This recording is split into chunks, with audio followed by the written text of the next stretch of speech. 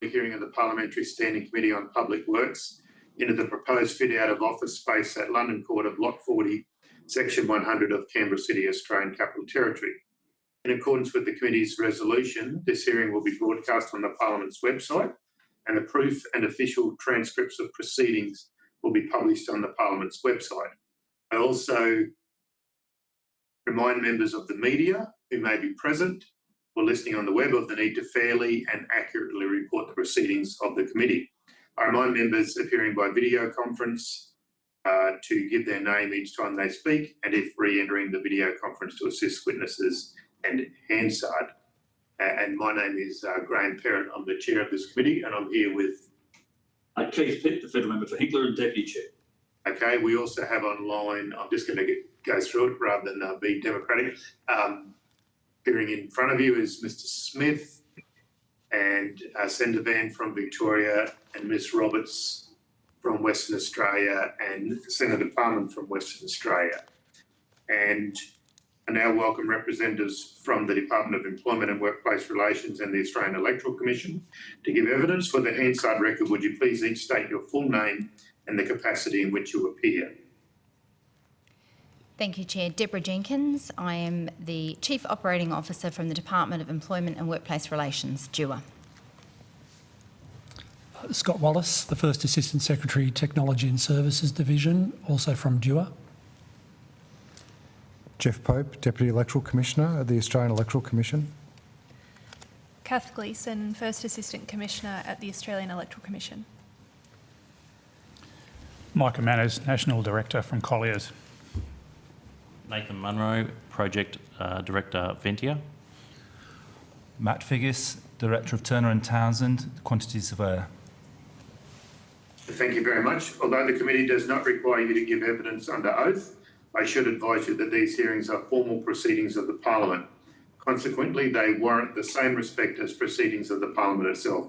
Giving false or misleading evidence is a serious matter and may be regarded as contempt of Parliament. Ms. Jenkins, would you care to make some brief introductory remarks before we proceed to questions? Thank you, Chair. I do have an opening address. I think you have a copy of that. May I go with the opening address? Yeah, thank you. Yes, please. Before I begin, I would like to respectfully acknowledge the Ngunnawal people, the traditional owners of the land upon which I am today, and also the traditional owners of the land from which those of you outside Ngunnawal country joining us by telepresence are joining this hearing. And I would like to pay my respects to elders, past, present, and also those future emerging leaders. So thank you, Chair, and other committee members for the opportunity to attend the hearing today. As I said, I'm Deborah Jenkins, the Chief Operating Officer at DEWA. Just for clarity, I also today represent the Department of Education. Education will also occupy the proposed building as a subtenant of DEWA. I am joined, as you can see, by my colleague Jeff Pope and obviously Kath Gleeson. Jeff is the Deputy Electoral Commissioner at the Australian Electoral Commission, and obviously we are pleased to be here to discuss the planned building fit-out works. We are also well supported, as you can see, so hopefully we will be able to answer the questions that you have for us. So as we think about this, in accordance with the whole of Australian Government leasing strategy, the then Department of Education, Skills and Employment, along with the AEC, undertook a joint approach to market for office accommodation in the Canberra CBD. Now, the joint approach to market was undertaken in 2 stages, and that was in 2020 and 2021. Following the evaluation process, a preferred tenderer was identified as providing the best value for money for the Commonwealth in a newly constructed 70,000 square metre building on the corner of London Circuit and Northbourne Ave, to be known as London Quarter. So today, DEWA and the AEC together, I'll refer to ourselves as the departments for simplicity, if that's okay, are seeking the committee's consideration and support for the parliamentary approval of the project. Now, currently, the departments are located in 11 buildings across Canberra, 9 of which are in the CBD, and all of which are nearing end of lease. So consolidating into one building creates benefits in how we work, how we connect, and also, importantly, creates financial savings for the Commonwealth. It's expected the Commonwealth will save approximately $9 million a year in leasing costs once fully relocated into the new premises. The departments have the opportunity to increase operational efficiency through the co-location in a single site, to enable greater collaborative workspaces, to provide consistent experience for all staff. We are currently obviously in very different buildings, and enable a more efficient use of workspaces. And there will be advantages and cost savings in reducing the duplicate services that currently exist due to the separate sites that we actually have to operate in the Canberra CBD. Now, the current fit-out conditions at some of the department sites are aged and certainly don't meet the current needs or work styles. Some of these ageing locations are inflexible. They have inflexible fit-out designs and actually restrict our ability to undertake a variety of work in the most appropriate settings, resulting in inefficient use of our space.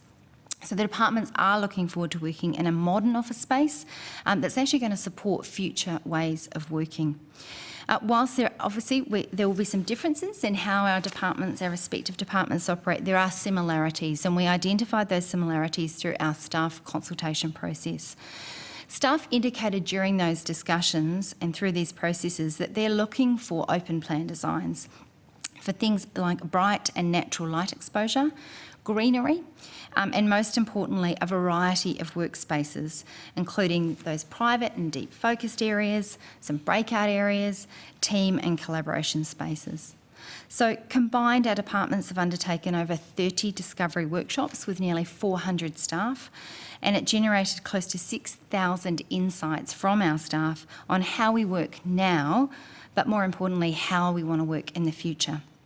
Now, unlike some of the department's existing office accommodation, the proposed performance of the new building will meet and indeed exceed the requirements of several current government policies, including energy efficiency. So it's a current requirement of the Energy Efficiency and Government Operations Policy that new leases over 2,000 square metres achieve a minimum 4.5 NABERS energy rating. The proposed solution that we have on the table at London Quarter will be designed to have a full electric energy supply and meet the 5.5 star NABERS energy rating, with a potential to achieve a 6-star rating once in operation. So in addition to that energy rating, the building will also achieve a minimum of 4-star NABERS whole building water rating, with aspirations of achieving 5-star NABERS whole building, again, once the building is in operation. So the departments have sought the advice of the Department of Finance, who's leading the work on the net zero policy for the APS, to ensure the new building fit-out conforms to future government environmental policies, including those net zero requirements. And the Department of Finance has actually confirmed that there is little to no risk of non-conformance with future government environmental policies for London Quarter. It is a building with full electric energy supply and the 5.5 star NABERS energy rating that I spoke about. Importantly, we used lessons learnt from the COVID-19 pandemic, and those lessons have taught us that London Quarter needs to be designed with extensive consideration given to creating touch-free environments wherever possible, and that's including in the lifts, in the car park access, amenities, and of course in end-of-trip facilities. So to mitigate the risk of viral transfer, we have hygiene stations that have been integrated into the fit-out of the design. And additionally, physical distancing of 1.5 metres has been incorporated into the design through workstation sizing, workstation screens between workstations, and primary and secondary circulation pathways between those workstation zones. Now, one of the department's main design principles is in creating the sense of belonging.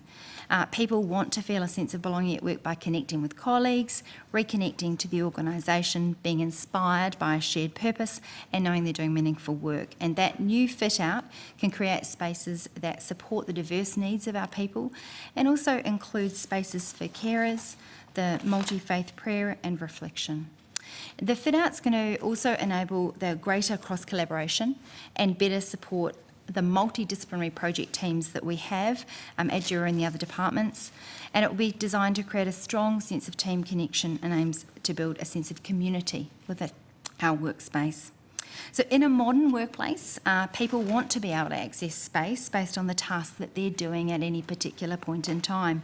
And that's why our space will include well-designed multi-purpose spaces that can actually support a wide range of activities that we're going to be undertaking.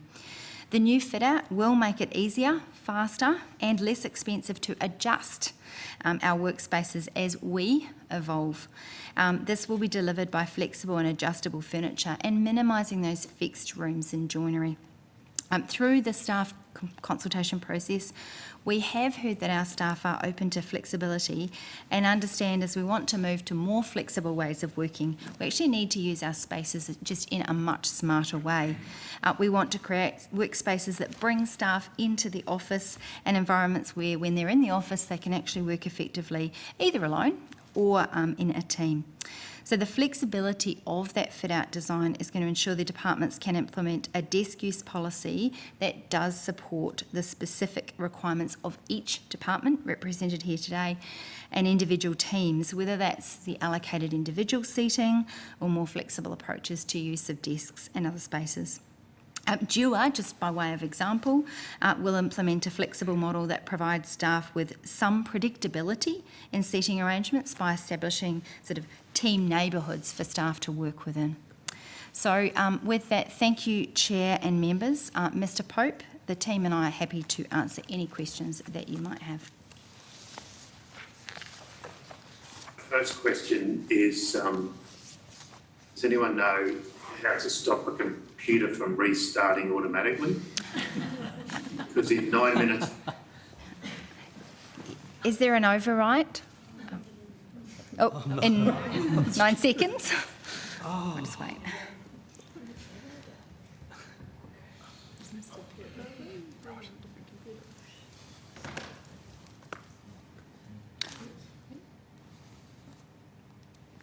We can see We you. can see you, Graham. But not here. You're still there, Chair. Roberts, if you're there, would you like to ask the first question? Thank you, Chair. Yes, indeed I Yeah. would, and thank you for the presentations. You know the purpose that the departments are seeking to address the deficiencies and inadequacies of the department's current leased office footprint, including the ageing infrastructure. Also note that the leases on these sites are due to expire, and we've got the details of that. And that given the fact that the current condition is aged and doesn't meet current needs and work styles, it's an inflexible situation and then resulting in inefficient use of space.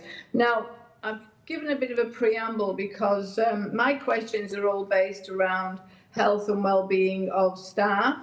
And in the presentation, it was just stated that there's a strong sense of belonging wants to be created and then connecting people with work colleagues. We all know that with the COVID, there's been different working arrangements made, which have been incredibly successful. However, that real sense of connection with employees is important. So I'm going to talk and ask questions about the staff consultation that's been taking place during this process. So what feedback have you received from departmental staff about the move? That's one question. Another one is, what opportunity are staff being given to input into the fit-out design? I noticed from the presentation that they are very impressive, especially the arriving to work and leaving work, and if you got bicycles, and the facilities were very impressive, as I said. And also, what feedback have you received from external agencies, representatives and unions? And also, given the fact that the environment which we were trying to address, it wasn't really clear to me, will staff be required to back up their desks after each day and put their belongings in a locker? And also, how will this differ from current workplace practices that, even though they're in aging buildings, you know, what will the impact be on the employees in this new building? Thank you. Thank you, Ms Roberts. I will begin and then I'll hand over to Mr Wallace. So thank you for the question. A core principle of the design phase of the building has been around staff engagement. And it has been very exciting to have the level of participation from our staff who really want to have their say about the new building. I think your question was about how are they feeling about it. I arrived in the department 2 weeks ago, or two weeks and 4 days ago, but I can say from those discussions that I have had with the staff that I've already engaged with there is a level of excitement about being in a new workspace and working together collaboratively. I might just touch on a couple of your other questions and then I'll get a more fulsome answer from Mr Wallace. But in relation to the unions, we have been engaging with the CPSU frequently and really brought them along the journey with us. There have been no concerns that they have voiced in relation to the project. In relation to feedback, obviously the clear thing that staff want to have is communication from us as we're going along, and we are also just about to set up within the various buildings some examples of what the spaces will look like, so our staff can actually see for themselves what will the spaces look like, and also at that point we can get further input into it. So it is an iterative design process. We have obviously the principles that you've heard earlier, but we are continuing to get feedback from our staff about how they're going to use the spaces. But for more specific details, I'm just going to pass to my colleague, Mr Wallace, to give some more light and shade to that answer. Thanks, Ms Jenkins. So as Ms Jenkins mentioned earlier, we've held a range of discovery workshops with staff, in excess of 400 staff, a range of engagement through staff emails. We have an intranet site on the project where we've captured the insights from those engagements and categorised all of those insights. So all staff, whether they're working in the office or remotely, have had access to provide feedback, but also see what feedback has been gathered from the staff engagement that we have held. And broadly, staff are really looking for environments where they can collaborate more effectively. I think to the discussion around, our ageing existing fit-outs, we have a dearth of meeting rooms. So one-to-one desk allocations, people are in their desks, but really to come together as a group or a team, it's very hard to find appropriate spaces for teams to do that, and teams really value that. Increasingly, obviously, as we're seeing over the last couple of years, a move to more flexible ways of work. We need to support hybrid meetings and hybrid collaboration spaces so that teams can be in the office or remotely and work together collaboratively. And you need spaces to do that and the technology to support that. Staff are really looking to be able to work in teams and across teams in those environments. So they're really important feedback from staff and the sessions we've held with them. Clearly, staff want light, airy, natural feeling environment. We believe that the new building does that. Our older buildings are very much in a very traditional fit-out form that do prevent or stop that kind of bright environment to work within. But people have also asked for a wider variety of spaces to work from. So either a desk, a collaboration space, or a deep focus space. So the new design will cater for all types of working, so that teams and individuals can operate effectively within that environment. So thank you for those responses.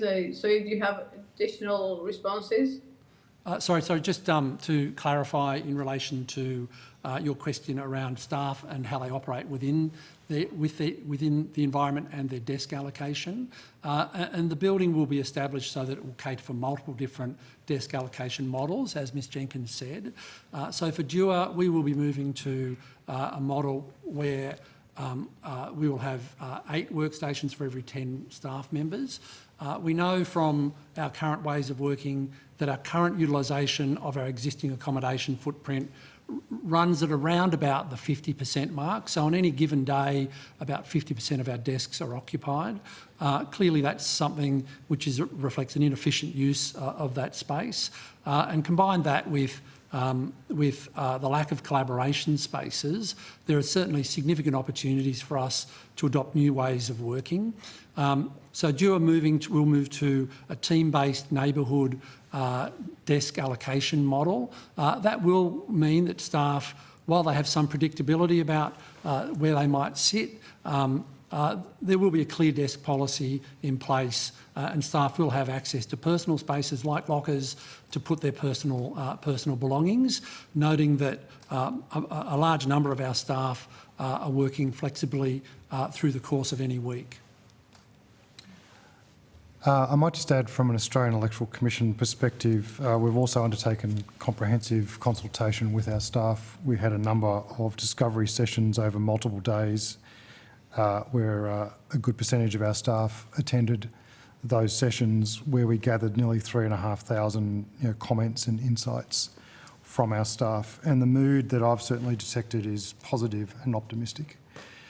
They would like to overcome some of the constraints that the current accommodation has upon our operations, which my colleagues from DUO have neatly outlined, so I won't repeat those.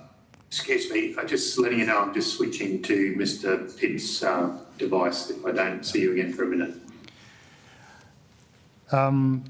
And they are also very optimistic about the location.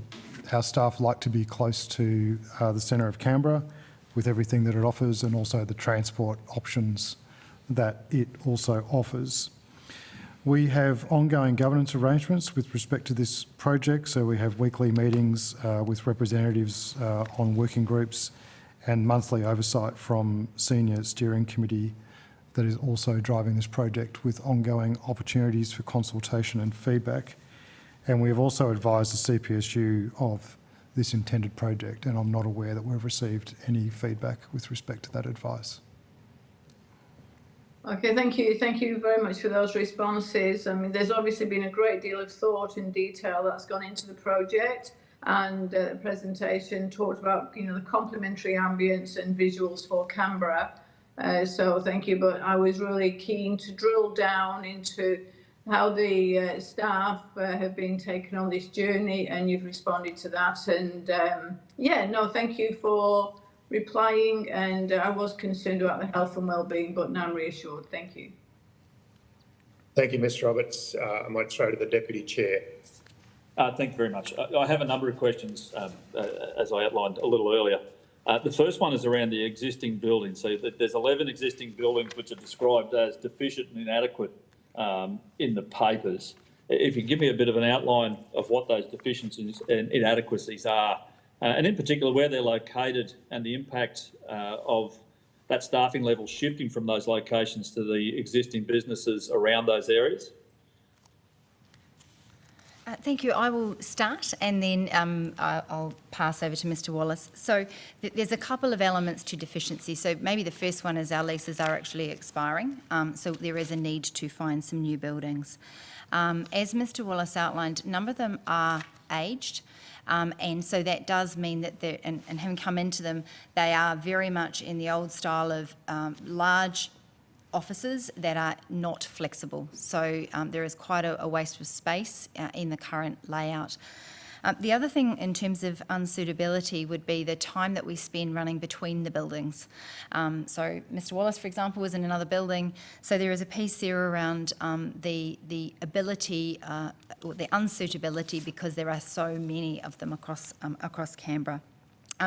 As we pointed out earlier, often we want to have hybrid working like we are having today. And so having a room that is actually designed so you can have the people in the room, but also the people on screen feeling very much part of the discussion is really important to our people, because we want to give them the flexibility to be able to work from home or in the office, but actually that both people, those in the office and those at home, can feel part of the conversation. So that has been sort of, in terms of the unsuitability, it's just that inflexibility, and there aren't a lot of places that we can meet as a group as part of that. So I might then just pass over to Mr Wallace for some further detail on that. Thanks, Ms Jenkins. So I just might add that many of our buildings are the actual infrastructure that supports them is getting quite old. So, issues with lift reliability and air conditioning reliability have increased in some of our buildings over recent times. In regard to where they're located, 7 of the department's current buildings are within the CBD area. In relation to their proximity to the new building, they're all within probably 400 metres, I suspect, of the location of the new building. In terms of your question about impact on the local environment, I expect that would be quite minimal given the proximity of those buildings to the new location. Thanks. Just to follow on from that, so given the statements earlier around you've got about 50% of workspaces in use, you've got 1.5 metre spacings, and you've got touch-free for COVID throughout, what did that cost? What was the additional cost to make those changes? Can I just maybe clarify the question? There's a $9 million saving on the lease from moving from those. Have I answered your question, or are you asking a slightly different question? No, this is a different question. Given that this is a $770 million decision, it's not just a fit-out decision for $160 million. This is a significant change and a significant building, and I'll put this in 2 parts. So, the statements earlier is that this building is designed around the COVID pandemic. That there is areas where the 1.5 metre spacing can easily be achieved, but you also only have 50% occupancy on average. What is the additional cost to have that policy implemented for this building? Thanks for the question. I think there's some multiple parts to that, so I will attempt to answer some of those, and we'll see how we go. So in terms of that, we're actually reducing the amount of space that we need to use. So we've actually gone, if I have the details in front of me, we are going to use 2/3 of the current space that we currently lease. So we'll actually be reducing the floor space, but in doing so still give the flexibility to have the 1.5. So I think the other aspect to your question, in relation to the additional cost to do that, I may point out that the fit-out is covered by the lease incentive. So that is the cost of that is covered by the lease incentive as well.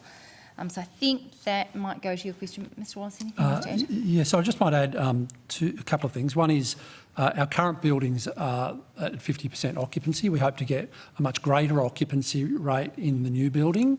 The second would be that the new building is being designed with a fit-out density, that is how many kind of workstations and seats, of 12 one seat per 12 square metres.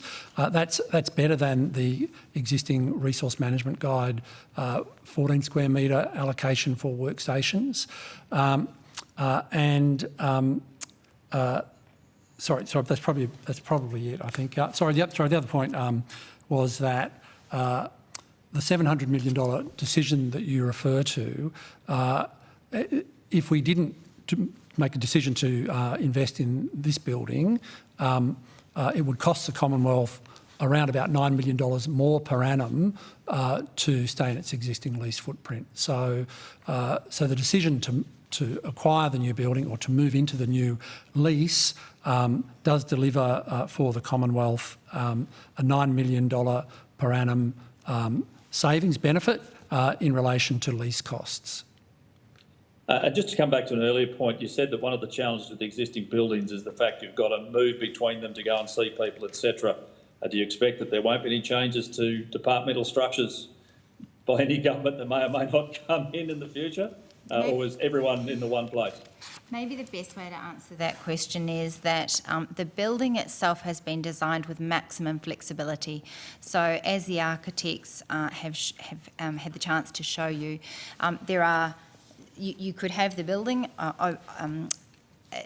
occupied by a single department. You could break that down into 2 or 3 departments. So really important design principle that has been worked through is actually how can you make sure it is agile, not only on a department basis, but you may wish to split the building in different ways and stack it in different ways over time. And maybe to that point, I mean, from an AEC perspective, and I'll hand over to Mr. Pope, but they have slightly different requirements. Maybe it's worth just noting that. Yeah, thank you. So, Deputy Chair, if I can maybe just go back to some of your earlier questions, because there's some slight nuances and differences from an AEC perspective. So, just for transparency for the committee, I mean, the AEC currently has 5 properties in Canberra. One of those is the National Election Education Centre at the Old Parliament House. And just for clarity, that is out of scope. We've just refurbished that. That will stay there. It's a fantastic facility and there's no intention to move that in any way. So we're focused on 4 buildings that we currently occupy. Our main one is at 10 Mort Street, where we have 6 floors. Those floors are not particularly large, so therefore our staff are divided across those 6 floors. We have 1 floor in 12 Mort Street, which is the adjoining building. We have another floor at 4 Mort Street, which is 150 metres or so down the road towards the bus area. And then we have 2 floors across the other side of Northbourne Avenue at 73 Northbourne Avenue. So we are also suffering from some of the same inefficiencies. We're actually growing at the moment. We're increasing our number of staff in Canberra. Partly that's through a central consolidation of some of our functions from around the country, but we also have had some other government decisions that have added to our staffing footprint. So we are looking to increase our our property footprint in terms of square meterage, and to consolidate that into this one site. If we weren't able to be into this building, we would be looking for at least another lease, I suspect, in the next 12 to 18 months, if not 2 leases, to get us through the next 2 to 3 years, given some of the growth of our business areas. So for us, modernisation of our operating environment to better enable our operations, consolidation of our sites, and also the ability to accommodate our growing workforce here in Canberra and keep us close to our current locations and close to our many key stakeholders who are in this building. Thank you very much. I've got a number of other questions with the Chair's indulgence. The project's been described in other places as a city-making project. My interest is in the taxpayer getting the maximum benefit for the taxpayer's dollar. Why would the taxpayer be responsible for city-making projects for the ACT government? And I recognise it's a fabulous building, but if I'm getting nearly $800 million in guaranteed lease returns, I'd be bending over too to try and make sure I secured you. Deputy Chair, our focus is on making sure that we have value for the taxpayers, and that's why the saving of $9 million on the lease costs, but also something we didn't mention is if we use the existing buildings, there would be additional maintenance costs on those buildings too. So that $9 million refers to the savings and lease costs. So that's what we're focused on, is obviously a building that is going to be great for our staff, our people. That's what obviously makes the department. But also that is a good use of money, and that's the process that we've gone through. Well, that value for money decision is based on what's in the specification for the project, which brings me to my next question. So there's a lot of talk about carbon footprints, meeting net zero into the future, etc., in what's in the documents. So what was the existing emissions from your existing leased premises and buildings? What is the difference for this building? What did it cost to get that change? Thanks, Deputy Chair. I'm going to pass to Mr Nathan Munro, who is the Project Director. Thank you very much. To answer this question, we want to look at a number of factors around emissions, and I'll try to draw some comparisons between the current buildings and this new building. Probably the first point to make is this new building is a fully electric building. so it has no other additional services connections like typically gas, which would cause more emissions. We have then the solar array on top of this building, which is going to contribute to the building's use of power, so that again creates a reduction in emissions. The 11 current sites has been mentioned as being aged. Also, due to the nature of them being in separate locations, have duplicate plant and equipment, and therefore are not as efficient as an economy of scale as a single plant in a large-scale building. So, when we look at the comparisons between the existing stock and the new building, these are some of the considerations where the emissions are expected to greatly improve.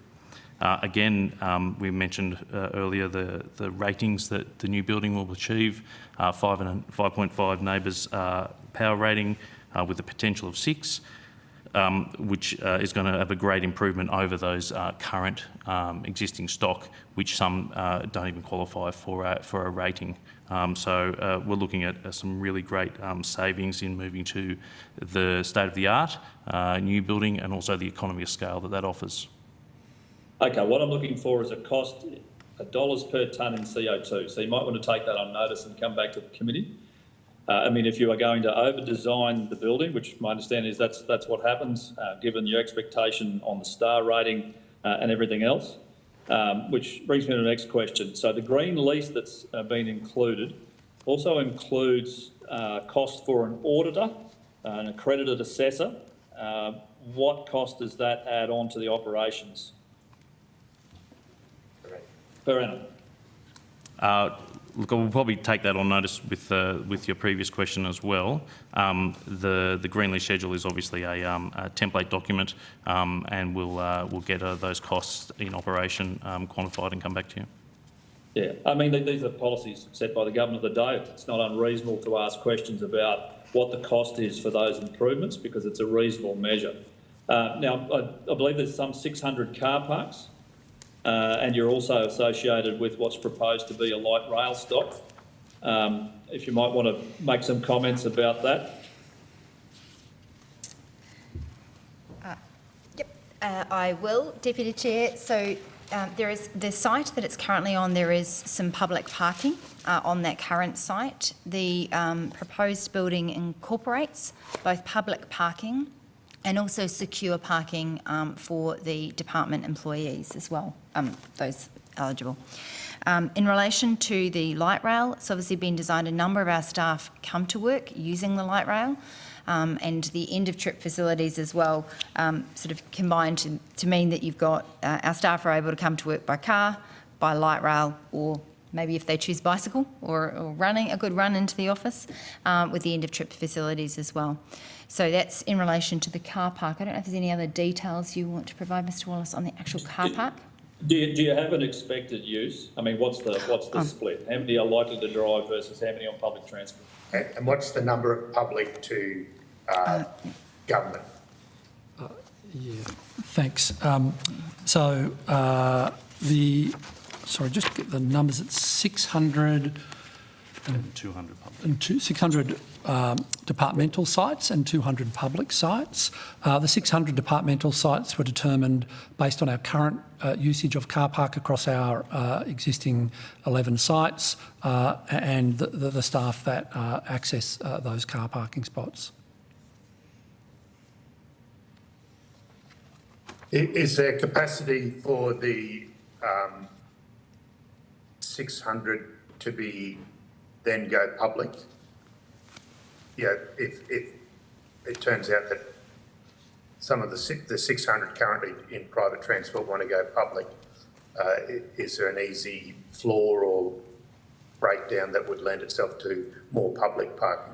Yes, the split between the car parks can be modified, effectively just looking at access and securing the different car parks between tenant leased car parks and public, but that split is also available to move. There's also some work going into smart technologies around car parking to allow for a greater utilisation of the facility with the potential to reduce the actual number of car parks. But that design and study is ongoing at the moment. And last one from me before I let others have a go. So just to be clear, the 400 kilowatts of solar, the building is actually designed to have zero contribution from those solar panels. So it'll be designed to service the entire demand without them. And currently that electricity is likely to come from coal-fired power stations, I'd imagine, given it's 60% across New South Wales, the ACT as an average. I don't want to get into an argument about where it may or may not come from. And EVs, what's your forecast and what design inclusions have you got? Okay, I might try and answer your 400. So the solar array for the 400 kilowatts. Obviously that is looking to definitely contribute to the building's use of power. The building will also have a connection to the grid, both in the ability of the solar array not being able to provide the full complement for the building, but also in conditions where the power generation will generate a credit to the grid that will be taken advantage of through smart technologies. And where the conditions are not in a credit, the building design is looking to have the potential to have batteries that would store the excess power for future use at times of non-generation. So we've got some smart technologies in there to get the best out of the solar array. At what cost? So how much a kilowatt hour out of a battery system? So that's all provided by the base building. So that's all provided by the landlord. It's not a cost to the tenant. Really? He's not recovering his money? Well, it's effectively provisioned under the lease conditions. Well, I'm pretty confident you're paying. Thanks, Mr. Chair. I'm pretty sure landlord always charges, tenant always pays somewhere, unless the world's changed since I was a lawyer. We might go to Senator Van. Thank you, Chair. Forgive me, I'm brand new to this committee, so some of this might have been covered off previous meetings. So just step me through very quickly. The department went to market, said we need this amount of space. There was a number of tenderers and this building was the one that was chosen. Is that the process that was gone through? Yeah, Senator, broadly in November 2020, we had expressions of interest that was closed in November 2020. That seems a long time ago. 17 proposals were received at that time. And then November 2021, the Commonwealth approached 11, the shortlisted tenderers, with 7 of those being received at the time of closing. So that closed on the 7th of January 2022. And then on the 29th of September 2022, there was an agreement for lease between the Commonwealth and the developer was signed. So that's sort of the timeline from November 2020 with an expression of interest was the start of the process. And again, the developer is? The name of the developer, Walker Group, is that? Walker Group. Walker Group, the architect. And who will be the ultimate landlord? Walker would be the ultimate landlord. So they're going to hold the building, they're not going to move it on after building it? So they're our landlord at this point. Yes. Okay. All this consolidation of your staff from these multiple of sites to a new site, I kind of can understand that. Now, I understand the efficiencies that might drive. Have you done any studies on the, in dollar terms, what the efficiencies of bringing all these people together might develop or might provide the Commonwealth? Is there a economy of scale or an efficiency dividend that you can identify for the extra, for all this extra investment? What is the efficiency dividend to the Commonwealth and therefore the taxpayer? Thank you, Senator. I think one of the things I might just check if this has been done, but anecdotally, in all of the paperwork that we've seen, the efficiency is around the productivity of the staff, the use of the collaboration tools and things like that. Obviously, there is the efficiency of not moving between the buildings. There is the efficiency of us being able to quickly join together. But but I know you're wanting a dollar. they're all nice, I know you're wanting a dollar touchy-feely. figure, but yeah. Yeah, they're all nice touchy-feely Yeah. dividends, and we all want staff to have nice places to work. But there must be some further economic consideration going into this. Surely that work's been done. So that work probably hasn't been done specifically, Senator. Sorry, can you just say that again? Sorry, that work hasn't been done. That we haven't got a cost or a specific benefit in relation to the benefit of us being co-located. Having said that, and I note your comment around the investment, overall the Commonwealth is $9 million per annum better off as a result of this decision to proceed. But I've heard you mention that a number of times. Yep. Can we just test that a little bit? Is that just, have you just taken the sum of the current leases and then looked at the new lease and what that's going to cost? Is that how you came up with the $9 million? effectively, yes. Right. Given, I think I'm pretty sure it was this week I heard that no city in Australia has gone back to the occupancy rates that it had pre-COVID. There's plenty of evidence that there's been a huge softening in the commercial real estate market. Are you sure that $9 million it still exists? My feeling is if you tested the market again today, you would probably be able to get your current leases, for a lot cheaper than you could have in 2020. Has that exercise been done? We might ask Mr Manners to respond to that from Colliers. Yeah, thank you. Look, I think probably the key point there is that when the market process was run, obviously we could run a process based on the market that was in play at the time.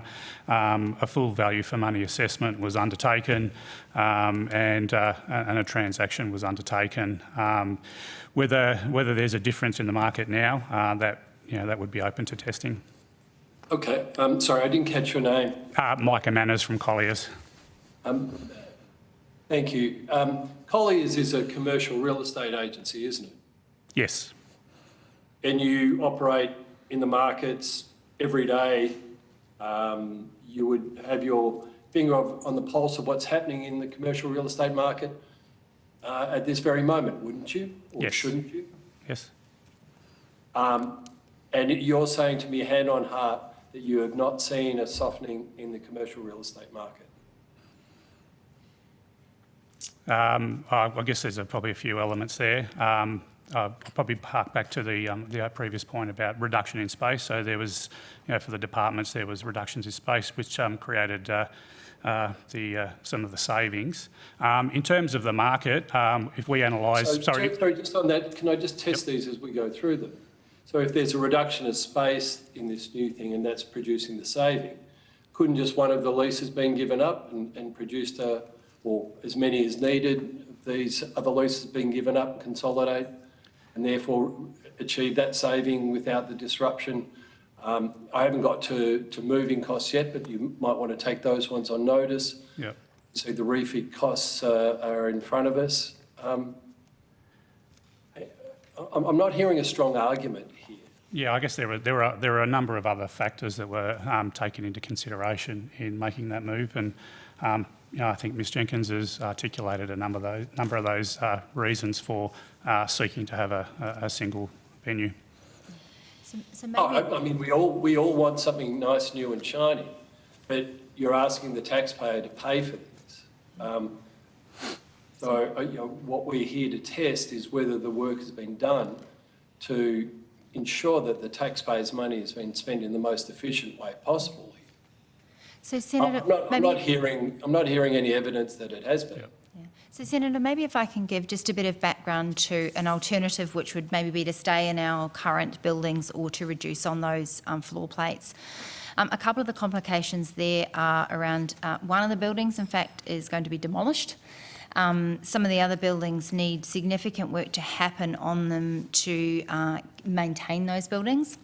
So that would mean while that maintenance is happening, we may not be able to occupy those spaces. So the alternative, which might have been to stay in the same buildings and renegotiate the leases or an extension to the leases, that alternative wasn't available to us.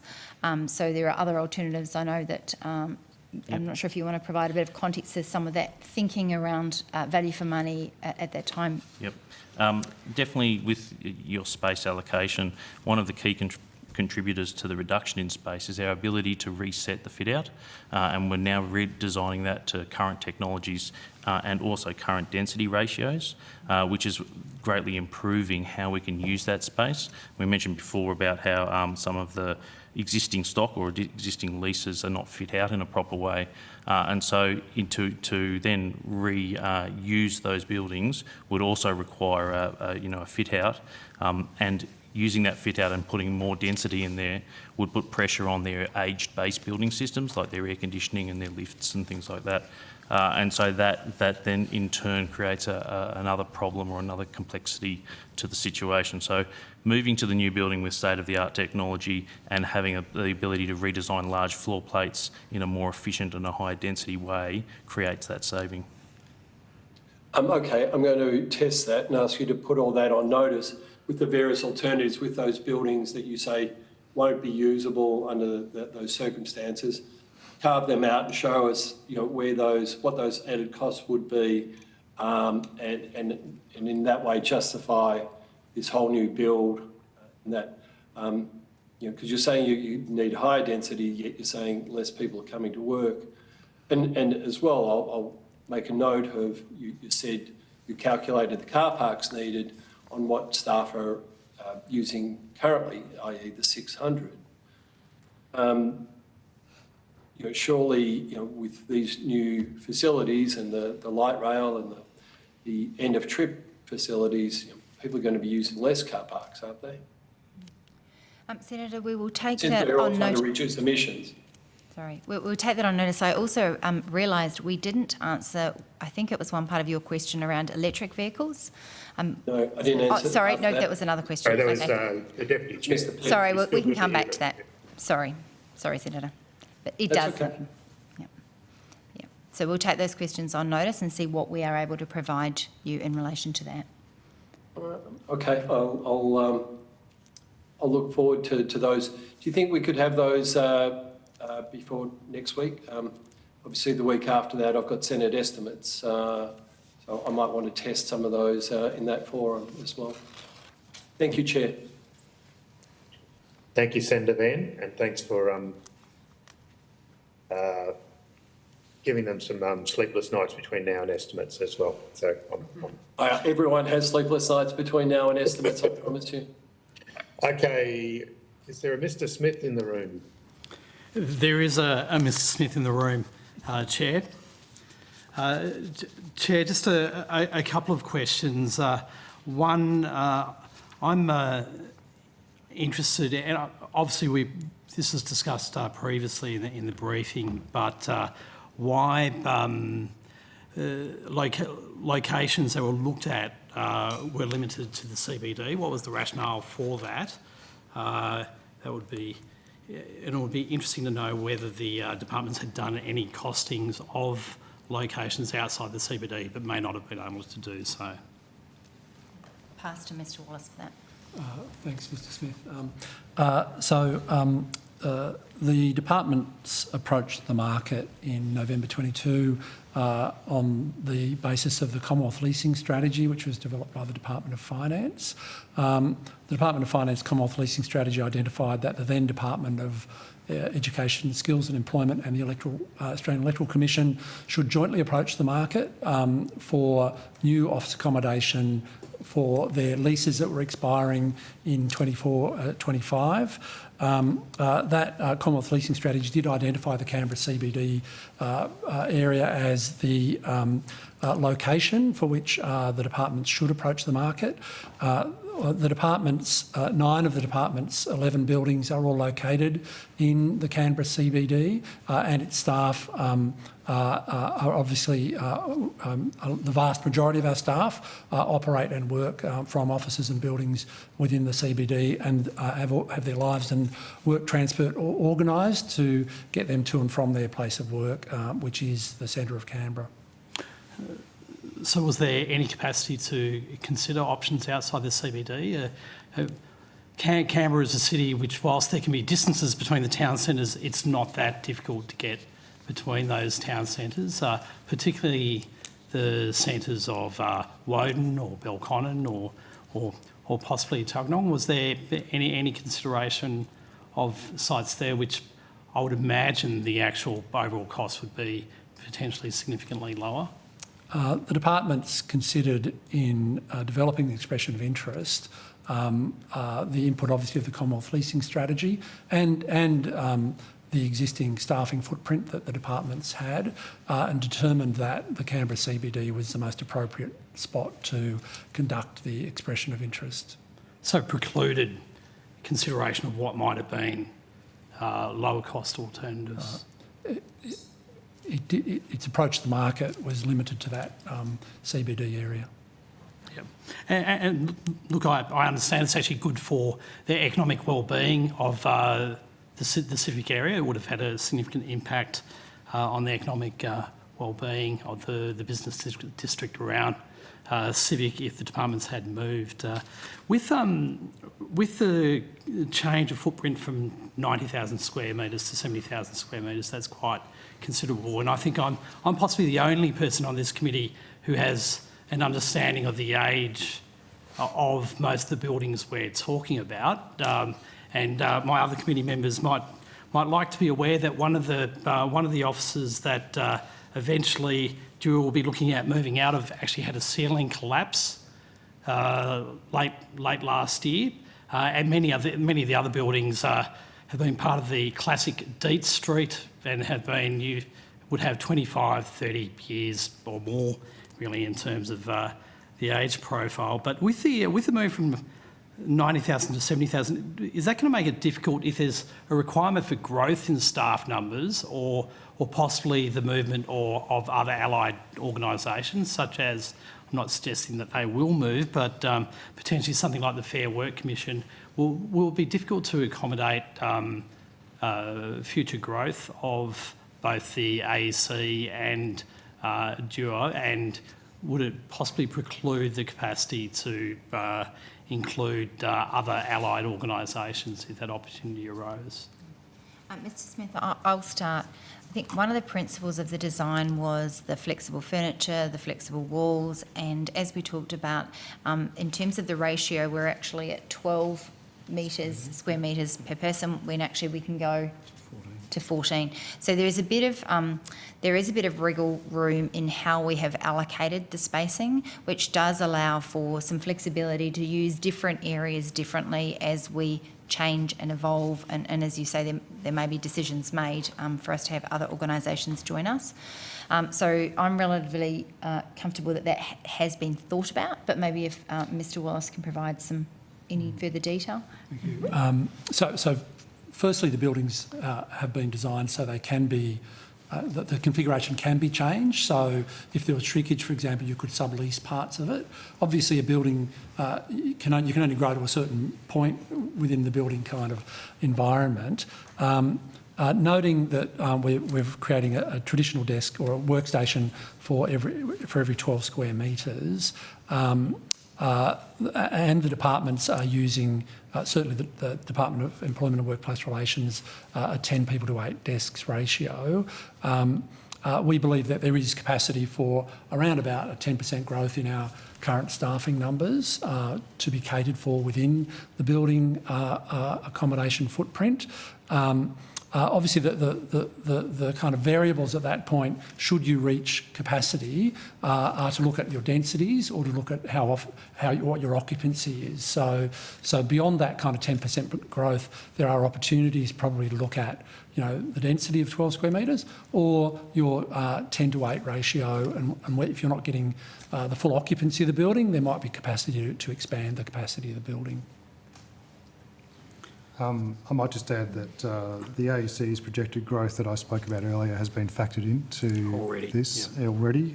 So we're looking at between sort of 13 and 14,000 square metres in this building, which is an increase of sort of around about 2,500 to 3,000 square metres of what we currently have, which highlights that point that I made earlier about the possibility that if we don't move, we may well need not just to upgrade our existing buildings and their fit outs, but also actually bring on another lease, which adds to another cost. So I'm comfortable that our projected growth is being accommodated.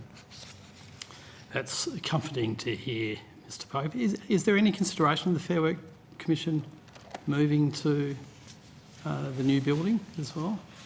Not at this stage. It's, sort of moved down to Moore Street almost to be closer to the department, and the department's moving away. We're not moving very far away. It's true. I think, look, the other thing that my colleagues on the committee may not realise either is that most of the buildings that we're talking about in this presentation are quite close. They're within I think, as Mr Waller said, I think about 400 metres. They're not significant distances. Thank you. No further questions, Chair. Thank you very much, Mr Smith, and we really appreciate your local knowledge on behalf of the Queenslanders on the committee. But let's go to another Western Australian Senator Palmer. Do you have any questions? Chair, I don't think she's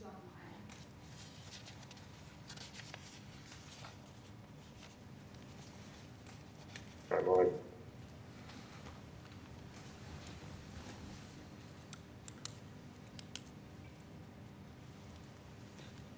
Can't see. I thought that was the DPSB seat too. Not sure. All right. That might do it. So thank you very much for your attendance here today. You'll be sent a copy of the transcript to make any corrections to the transcription, and obviously you've got some questions to get back to us on. I declare this public hearing closed.